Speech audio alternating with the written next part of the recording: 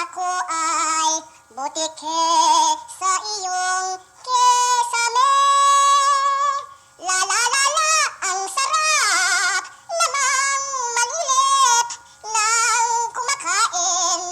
Tataihan ko ang iyong pagkain. Bastos na kung tawagin, pero masarap gawin. Sana iyong maintindihan kaming mga butike. Dahil pag hindi, lalaglagan kita sa iyong batok, batok, batok, la la la la la la la la la batok, batok, batok. Hindi niyo ko makuhuli pagkat napuputol ang buntot ko.